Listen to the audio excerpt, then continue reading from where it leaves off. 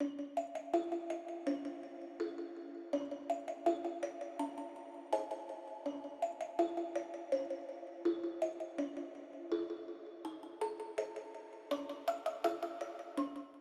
everyone, welcome back to my channel. Today we have another exciting video, but before we get into that, I just want to show you this right here.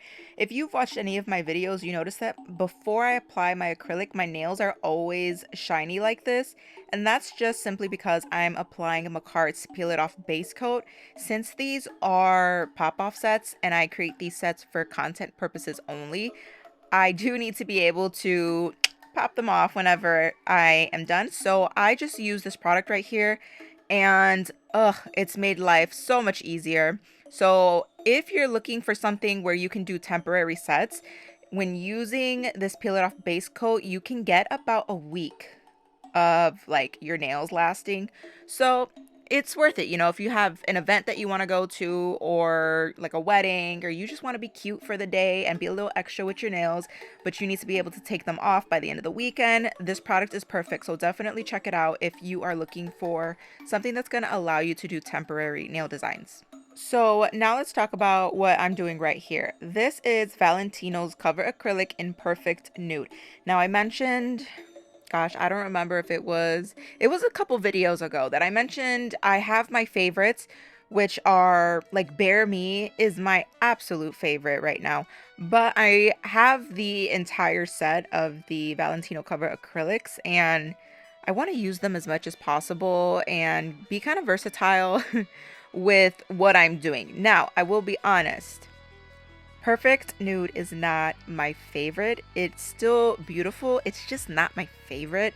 So I figured this would be a perfect time to use this shade since I am going to be covering it completely in black.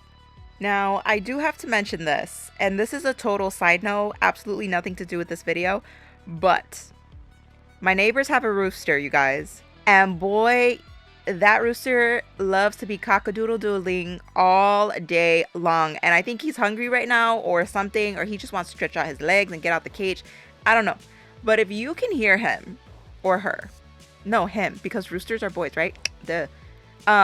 If you can hear him, I'm totally sorry. I live in a very noisy neighborhood, so I am sorry again. I'm doing my best with these voiceovers, but there seems to never be a perfect time to record. So just totally ignore the rooster if you can hear it.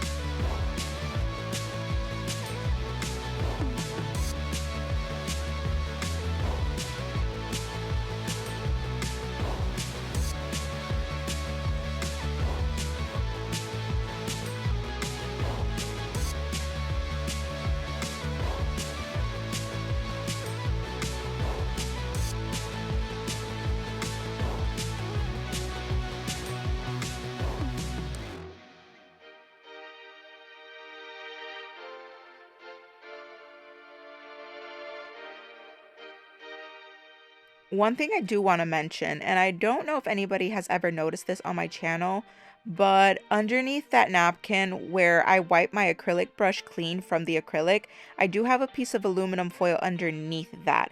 And the reason I do that is so that way the dental bibs underneath it, or even my desk, does not get soaked up with the monomer, because that napkin can only hold so much. And after doing a full set, you're definitely like, that monomer is definitely going to seep through that napkin and it's not going to hold as much. So that monomer has nowhere else to go but to keep seeping through whatever is underneath it. So the aluminum foil acts like a barricade again. So that's a nice little trick if you guys have noticed that your napkins are getting filled and whatever's underneath that napkin is also getting wet with the monomer. Just put an aluminum foil underneath it.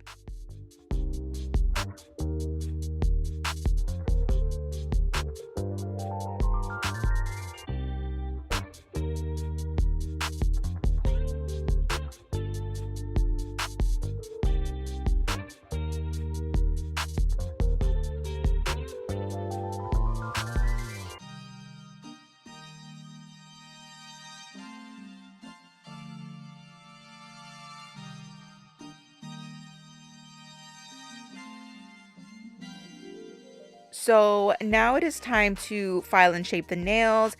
I am using my Melody Susie e-file with my Melody Susie 5-in-1 carbide bit, and I'm also using my Macart dust collector. You can't forget the dust collector. But I am going at about 15,000 RPMs. That's just the perfect speed for me. 10,000 RPMs, I feel like the carbide bit starts to dig into the acrylic. Even though this is a pretty fresh bit, I've only had this carbide bit for about 2 weeks, maybe 3 weeks. And I don't use it every day. I only use it maybe twice a week. So it's still pretty new. But even still, when I go at 10,000 RPMs, I feel like it starts to dig. And maybe it's just because it doesn't have enough torque or because I am heavy-handed. But 15,000 RPMs, I feel like is pretty average, and that's normally what people use. So, but what I really want to point out is that if you can learn how to maximize your e-file, and what I mean by that is learning how to shape your nails as much as possible using your e-file, you will save so much time in the long run. You won't have to spend as much time using your hand file, and you will save your hand from carpal tunnel. Because, for example, right here, I'm going underneath my sidewalls, but more importantly, I felt like the nails were not like stiletto enough. They weren't pointy enough. And what I was doing was just using my e-file to go along my sidewalls and make them more pointy towards the free edge. If I were to go in with my hand file, it would just take me forever and probably have to go through about 2 or 3 hand files. So using an e-file just allows you to maximize your time, it saves your hand, and so I highly recommend practicing as much as possible with the e-file.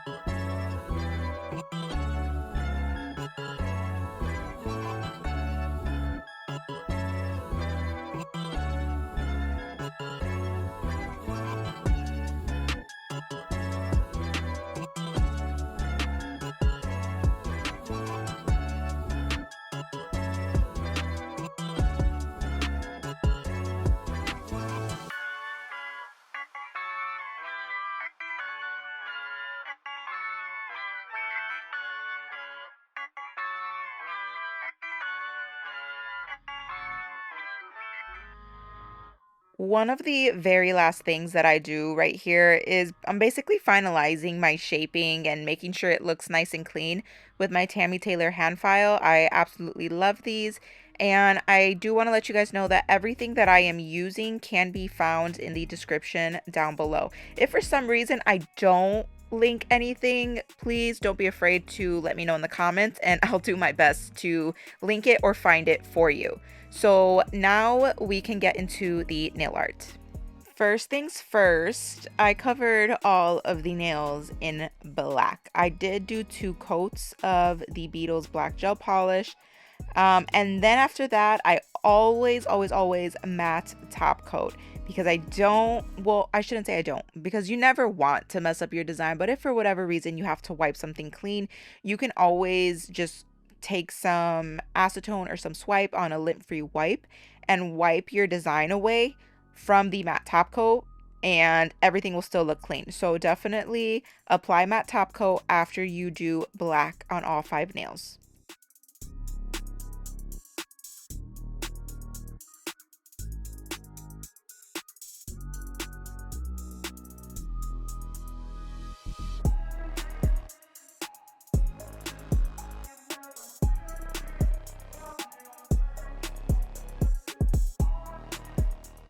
Now listen, nobody could ever convince me, no matter how much time passes, that black nails like this don't look so nice. I don't care if they're black short nails, black almond, black square, black stiletto, like they look so pretty. Ugh, I love them. Anyways, the next thing that I did was I took this red cat eye gel polish by Beetles as well, and I basically went over the black. Now, what's cool about this is that because the base color is black, when I brought all of the magnets to shine in the center, it gave like this aura effect of all of the cat eye glitter being in the center, and then all the edges were black, so every time you move your nail, it looks so pretty. You'll see what I'm talking about in a second though.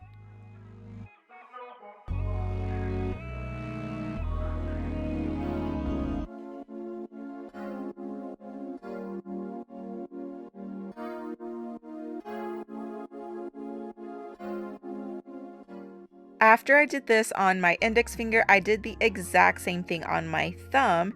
And then for my pinky, I did sort of a half ombre like cat eye effect. So this is how I did it. I just grabbed it and swiped upward as much as possible. I took it to about the center, and then I took an ombre brush and slowly started tapping it upward.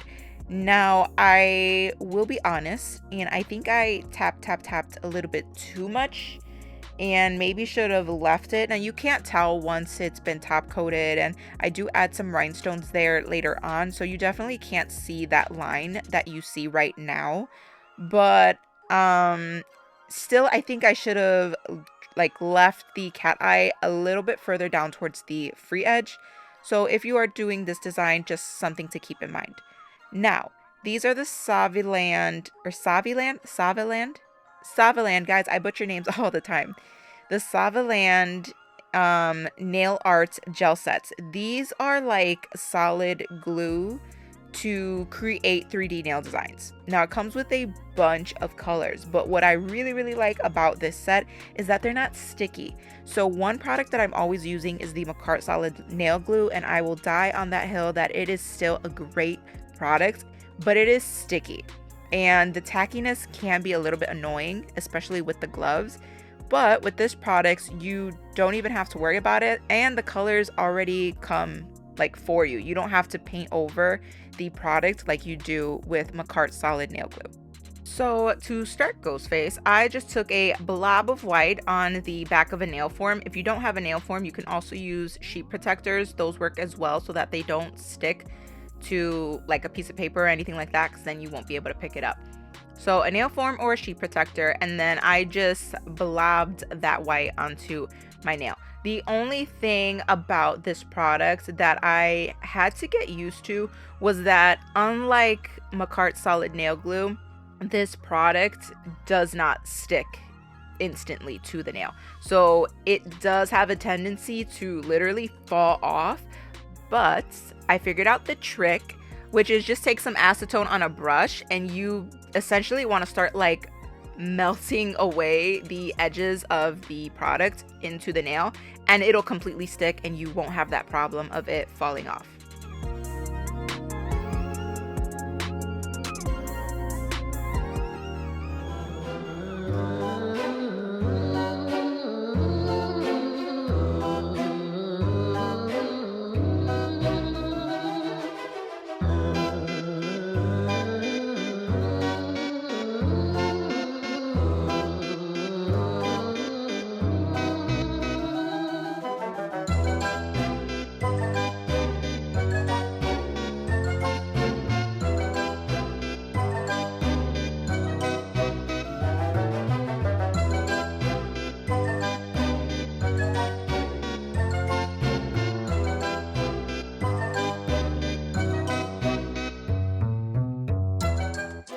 What really sold it for me when it comes to this product though is this right here.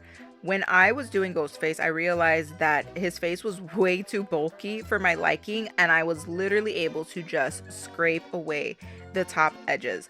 Something like solid nail glue, the McCart one I'm always using, is not gonna let me do that. If I have to take off product, it's very gooey and hard to remove and start over and fix. But with this one, I was able to just break off pieces I didn't want, or I'm essentially just shaving the top portion and making it less bulky. If I need to cut a certain corner, I can absolutely do that with ease. So like I said, this product is really, really cool. Once I decided that the outline of his face was what I wanted, I took a dotting tool and started outlining his eyes, his mouth, and his nose, versus just going in blind and starting to cut away things that I wouldn't like. Because if I take away too soon and I don't know exactly what I'm taking away, then I fear that I would have messed it up. So outlining it was a better option for me.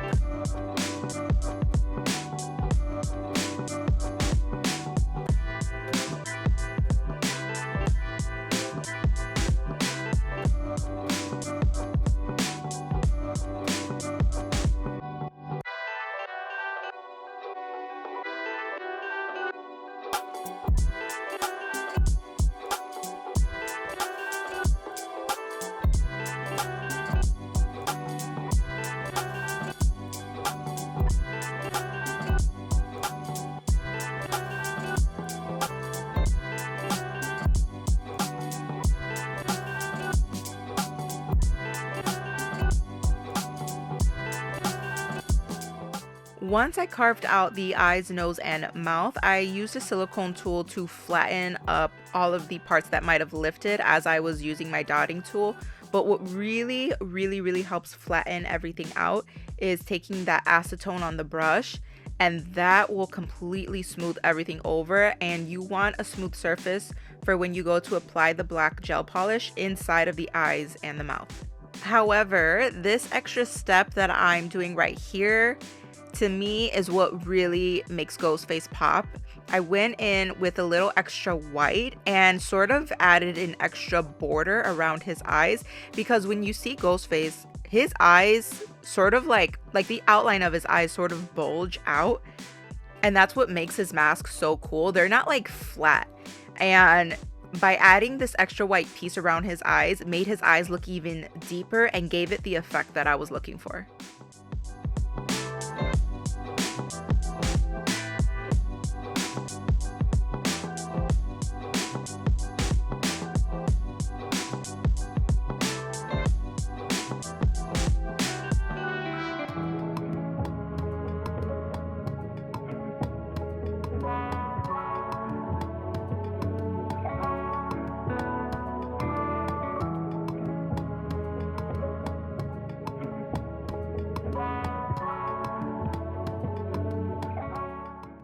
After everything was done, I went ahead and added black inside the eyes, the nose, and the mouth.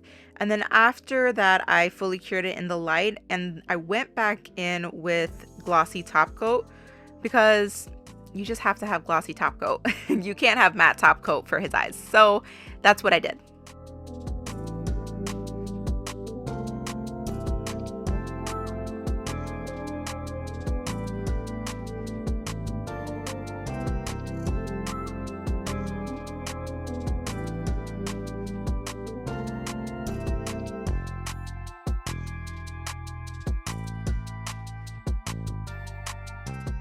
After I finally finished Ghostface, it was time to move on to his weapon of choice, and that was the blade.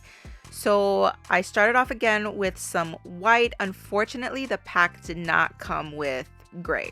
That would have been so convenient. But I took some white for the blade, and then later on I do shade it in with some gray. And I go ahead and use that acetone to melt in the sides a little bit more so it's not moving around so much. And I add black to the top for the handle later on.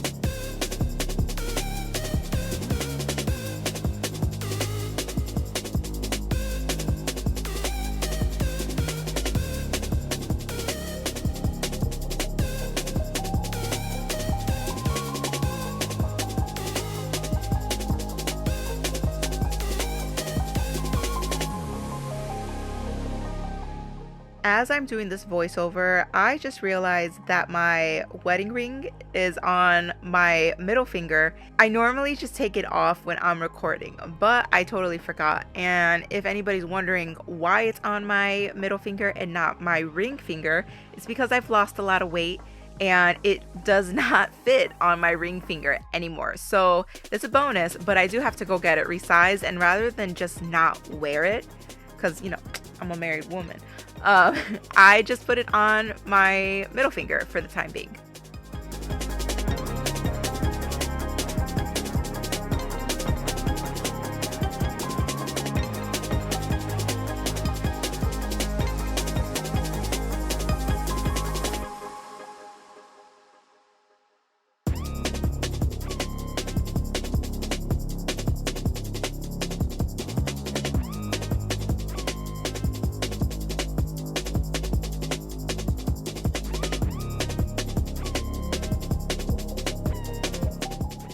Next thing I wanted to do was add like blood dripping down from the blade, and I decided to use Makart's sculpting gel to give it that effect. So what I did was I take a big blob of gel and sort of twirl it in the brush until most of the product is on the end of the brush. That way I can just swoop it up and it'll look as if the thicker part of the teardrop is like the blood dripping down.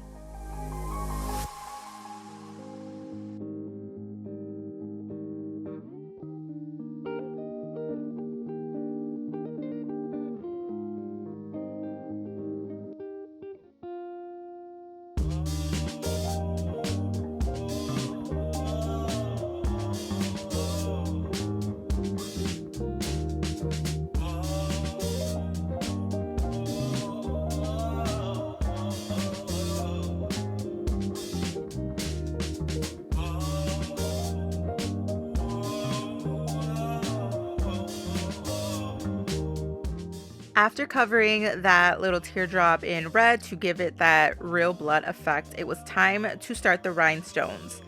Now, to flash cure my rhinestones, I started using the Makar Lumaline flash curing light, and it is absolutely gorgeous. I picked the rose gold color. Look at how pretty it is. It comes with 2 heat settings, a low heat setting, which I believe is 30 seconds, and then this is the high heat setting. Look at that lights. I was so impressed. The high heat setting is only 20 seconds, but realistically, it flash cured it in 10. I was really surprised.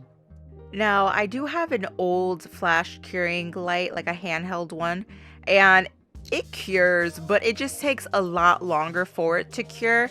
But this light was so powerful, and when I tell you I was surprised because I took my tool right now and I started like smacking the little cross just to make sure that it was in place, and it did not budge. It was so nice, and because it's so powerful, you'll see me do it a couple of times in the video where I cover such a wide surface of the nail and I can cure more rhinestones at once rather than with the old light that I have. I don't know if you guys have ever seen me use it. I've like whipped it out a couple of times, but the old light just doesn't cover as much of the area as I want. So this was absolutely perfect.